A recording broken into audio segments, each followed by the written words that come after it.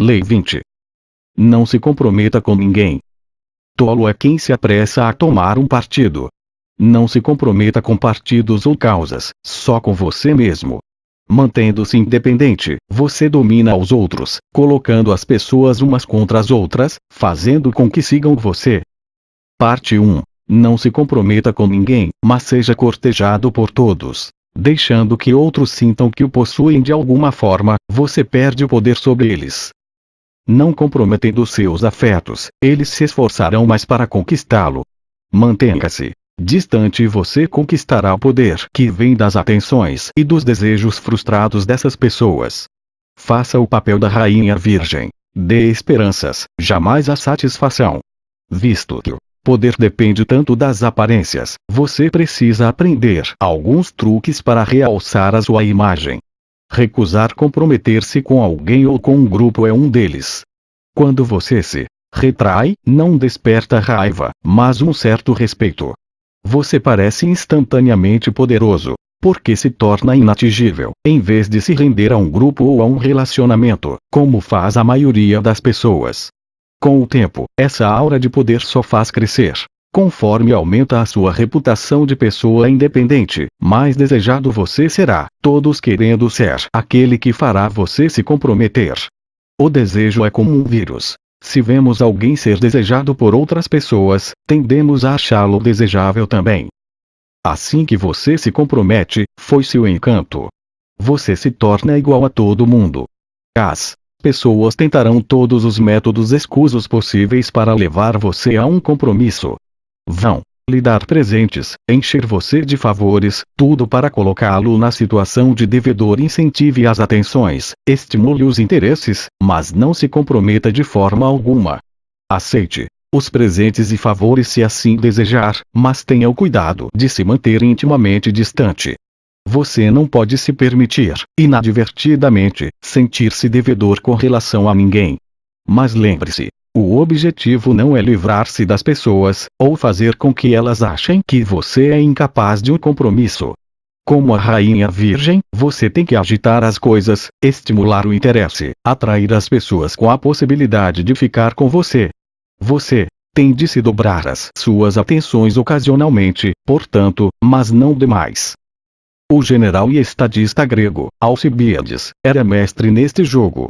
Foi ele quem inspirou e liderou a forte armada ateniense que invadiu a Sicília em 414 AC quando, em casa, os invejosos atenienses tentaram derrubá-lo com acusações falsas. Ele passou para o lado do inimigo, os espartanos, para não ter de enfrentar um julgamento na sua própria cidade.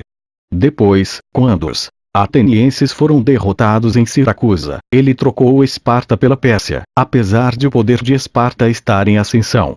Mas agora, tanto os atenienses quanto os espartanos cortejavam Alcibíades por sua influência com os persas, e os persas o enchiam de homenagens devido ao seu poder sobre os atenienses e espartanos. Ele distribuía promessas para todos os lados, mas não se comprometia com nenhum, e no final quem dava as cartas era ele. Se você quer ter poder e influência, experimente a tática de Alcibíades. Coloque-se no meio de duas forças concorrentes. Atraia um dos lados prometendo ajuda. O outro, sempre querendo superar o inimigo, seguirá você também. Enquanto os dois disputam a sua atenção, você se torna logo uma pessoa que parece muito desejada e de grande influência. Você terá mais poder assim do que se comprometendo precipitadamente com um dos lados. Para aperfeiçoar a sua tática, você tem de se manter intimamente livre de envolvimentos emocionais, e ver todos a seu redor como peões para sua ascensão. Você não pode se permitir servir de lacaio de nenhuma causa. No meio das eleições presidenciais nos Estados Unidos, em 1968, Henry Kissinger telefonou para a equipe de Richard Nixon. Kissinger se aliara a Nelson Rockefeller, que tinha falhado na sua tentativa de ser indicado pelo Partido Republicano. Agora Rockefeller estava oferecendo à campanha de Nixon informações privilegiadas de grande valor sobre as negociações para a paz no Vietnã, que estavam sendo realizadas em Paris. Ele tinha um homem no grupo de negociadores que o mantinha informado sobre os últimos acontecimentos. A equipe de Nixon aceitou com prazer a oferta. Ao mesmo tempo, entretanto, Kissinger também abordou o candidato dos democratas, Robert Humphrey, e ofereceu a sua ajuda. O pessoal de Humphrey lhe pediu informações confidenciais sobre Nixon, e ele deu. Veja, disse Kissinger ao pessoal de Humphrey, há anos que detesto Nixon de fato, ele não tinha interesse em nenhum dos dois lados. O que ele queria na verdade foi o que conseguiu, a promessa de um posto de alto nível no ministério, tanto de Nixon quanto de Humphrey. Não importando qual dos dois vencesse nas eleições, a carreira de Kissinger estava garantida. O vencedor, claro, foi Nixon, e Kissinger teve o seu cargo no ministério. Mesmo assim, ele teve o cuidado de não se parecer demais com um homem de Nixon. Quando ele foi reeleito, em 1972, homens muito mais fiéis do que Kissinger foram despedidos. Kissinger foi também o único alto funcionário do governo Nixon que sobreviveu a Watergate e serviu ao presidente seguinte, Gerald Ford. Mantendo uma ligeira distância, ele prosperou em épocas turbulentas. Quem usa esta estratégia com frequência nota um estranho fenômeno. As pessoas que correm para apoiar os outros tendem a ser pouco respeitadas, pois sua ajuda é obtida com muita facilidade, enquanto as que se retraem se veem cercadas de pedintes.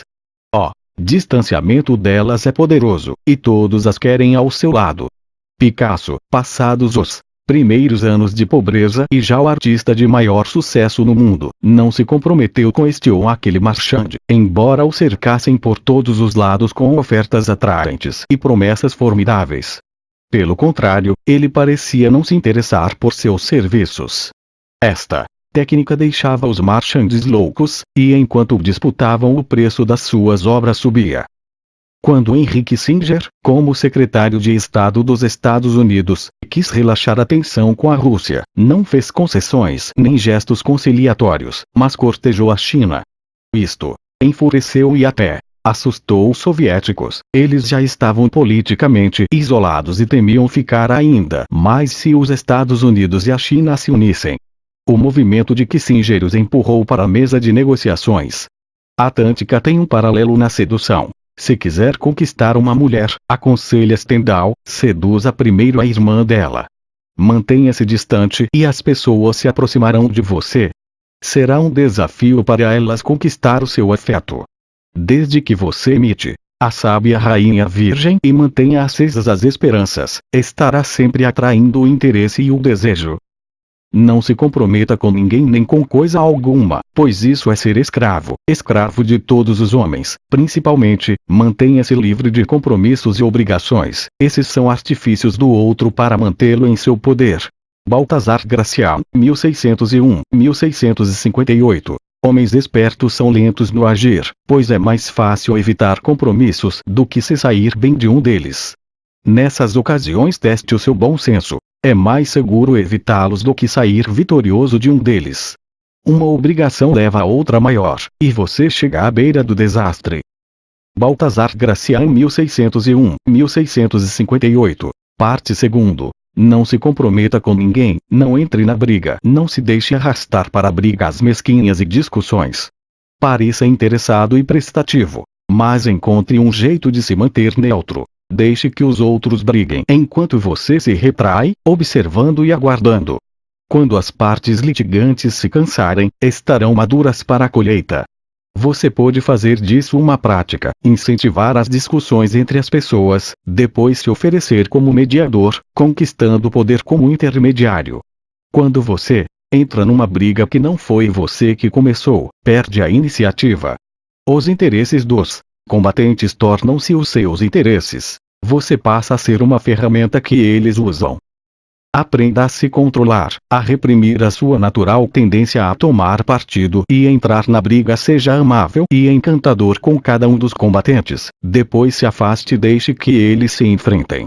A cada batalha eles ficam mais fracos, enquanto você se fortalece a cada batalha que evita. Para ganhar no jogo do poder, você deve dominar suas emoções. Mas, ainda que você consiga esse autocontrole, não poderá controlar o temperamento das pessoas à sua volta. E aí é que está o perigo. A maioria das pessoas vive num redemoinho de emoções, constantemente reagindo, alimentando discussões e conflitos. O seu autocontrole e autonomia só vai deixá-las aborrecidas e furiosas. Elas tentarão arrastá-lo para o turbilhão, implorando para que você tome partido nas suas intermináveis batalhas, ou faça as pazes por elas. Se você sucumbir às suas súplicas emocionais, pouco a pouco verá sua mente e o seu tempo ocupados com os problemas delas. Não permita ser sugado por uma compaixão ou piedade qualquer que você possa sentir. Deste jogo você não sai vencedor. Os conflitos só se multiplicam. Por outro lado, você não pode ficar totalmente de fora, pois seria uma afronta inútil. Para fazer bem esse jogo, você deve parecer interessado nos problemas da outra pessoa, às vezes até tomar o seu partido. Mas, ao mesmo tempo que demonstra externamente o seu apoio, você deve manter interiormente a sua energia e sanidade íntegras, não se deixando envolver emocionalmente. Não importa o quanto as pessoas tentem atrair você, não deixe que o seu interesse pelos negócios e discussões delas passem além do superficial. Dê-lhes presentes, ouça com ar de simpatia, até, ocasionalmente banque o sedutor, mas por dentro mantenha a distância dos reis amáveis e dos pérfidos. Recusando-se a se comprometer e mantendo assim a sua autonomia, a iniciativa continua sendo sua. Seus movimentos continuam sendo escolha sua, e não reações defensivas ao puxa-empurra dos outros ao redor. Demorar para escolher as suas armas já pode ser, por si só, uma arma, especialmente se você deixar os outros se exaurirem lutando para depois se aproveitar da exaustão deles. Na antiga China, o reinado de Qin certa vez invadiu o reinado de Qing. Wang, o governante de uma província vizinha, achou que devia correr em defesa de Qing, mas seu conselheiro lhe disse para esperar. Qing ainda não vai ser destruída, falou ele, e Qin ainda não está exausto. Se Qin não está exausto, nós não podemos influenciar muita coisa. Além disso, o mérito de apoiar um Estado em perigo não é tão grande quanto a virtude de ressuscitar um Estado em ruínas. O argumento do conselheiro venceu, como ele tinha previsto. Wang mais tarde teve a glória de salvar Qing à beira da destruição e depois de conquistar um Qin exausto. Ele ficou de fora da briga até que as forças envolvidas nela se exauriram mutuamente, quando foi seguro para ele intervir. Esta é a vantagem de se manter longe da confusão. Você ganha tempo para se posicionar, para se aproveitar da situação assim que uma das partes começar a perder. Você também pode levar o jogo um pouco mais adiante, prometendo apoio a ambos os lados no conflito, enquanto manobra para ser você a levar vantagem na luta. Foi isso que Castruccio Castracani, governante da cidade italiana de Lucca, no século XIV, fez quando tinha seus planos para a cidade de Pistoia. Um cerco seria muito caro, em termos de vidas e dinheiro, mas Castruccio sabia que em Pistoia existiam duas facções, os negros e os brancos, que se odiavam. Ele negociou com os negros, prometendo ajudá-los contra os brancos. Depois, sem que eles soubessem, prometeu aos brancos que os ajudaria contra os negros. Castruccio manteve as suas promessas, enviou um exército para um dos portões da cidade controlado pelos negros, que as sentinelas, é claro, deixaram entrar. Enquanto isso, outro exército seu entrava por um portão controlado pelos brancos. Os dois exércitos se encontraram no meio do caminho, ocuparam a cidade, mataram os líderes das suas facções, terminaram a guerra interna e entregaram Pistoia a Castruccio. Preservar a sua autonomia lhe dá opções quando as pessoas chegam às vias de fato. Você pode bancar o mediador, o agente da paz, enquanto está na realidade garantindo os seus próprios interesses. Você pode prometer ajuda a um lado, e o outro terá que atraí-lo como uma oferta maior. Ou, como Castruccio, você pode parecer que está apoiando ambos os lados, depois representar o antagonista de um e de outro. Frequentemente, num conflito, fica-se tentado a tomar o partido do mais forte, ou do que lhe oferecer as vantagens evidentes de uma aliança. Esse é um negócio arriscado. Primeiro, quase sempre é difícil prever qual dos lados prevalecerá a longo prazo. E mesmo que você acerte e se alie com o partido mais forte, poderá se ver engolido e perdido, ou convenientemente esquecido, quando eles se tomarem vitoriosos. Fique do lado do mais fraco, e você está condenado. Mas faça o jogo da espera, e não poderá perder. Na França, depois de 3 dias de rebeliões durante a Revolução de Julho de 1830, o estadista Talleyrand, já idoso, sentou-se à sua janela em Paris, ouvindo o repicar dos sinos que indicavam que as lutas tinham acabado. Voltando-se para um assistente, ele disse: "Ah, os sinos! Estamos ganhando." "Nós, quem, mon prince?" perguntou o assistente. Fazendo um gesto para o homem se calar, Talleyrand replicou: "Nenhuma palavra. Amanhã lhe direi quem. Somos nós." Ele sabia muito bem que só os tolos se precipitam, que se comprometendo rápido demais você perde a capacidade de manobra. As pessoas também respeitam você menos por isso. Quem sabe amanhã, pensam elas, você vai se comprometer com outra causa diferente, visto que se entregou tão facilmente a esta. A boa sorte é uma divindade volúvel que muda de lado com muita frequência. O compromisso com uma das partes tira de você a vantagem do tempo e o luxo da espera. Deixe que os outros se apaixonem por este ou aquele grupo, mas você, não se apresse e nem perca a cabeça. Finalmente, há ocasiões em que é mais sensato abandonar qualquer pretensão de parecer prestativo alardeando, pelo contrário, a sua independência e autoconfiança. A atitude aristocrática independente é importantíssima para quem precisa conquistar o respeito. George Washington reconheceu isso no seu esforço para dar à jovem República Americana uma base firme. Como presidente, Washington fugiu à tentação de se aliar à França ou Inglaterra, apesar das pressões que sofria nesse sentido. Ele queria que o país conquistasse o respeito mundial por sua independência. Embora um tratado com a França talvez o tivesse ajudado no curto prazo, com o passar do tempo ele sabia que era mais eficaz estabelecer a autonomia da nação. A Europa tinha de ver os Estados Unidos como uma potência no mesmo pé de igualdade. Lembre-se, a sua energia e o seu tempo têm limite. Todos os momentos desperdiçados com os problemas alheios são subtraídos da sua energia. Você pode temer ser acusado de insensibilidade, mas no final, mantendo-se independente e confiante em si próprio, você será mais respeitado e conquistará o poder de escolher quando deve, ou não, tomar a iniciativa de ajudar os outros. Quando a narceja e o mexilhão brigam, quem leva a melhor é o pescador. Antigo ditado chinês. Considere que não se comprometer exige mais coragem do que vencer uma batalha, e lá onde já existe um tolo interferindo, cuidado para não existirem dois. Baltazar Gracián, 1601-1658. O inverso. Ambas as partes desta lei se voltarão contra você se você exagerar.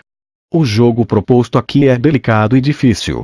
Se você colocar muitos partidos se enfrentando, eles acabarão percebendo a manobra e conspirarão contra você.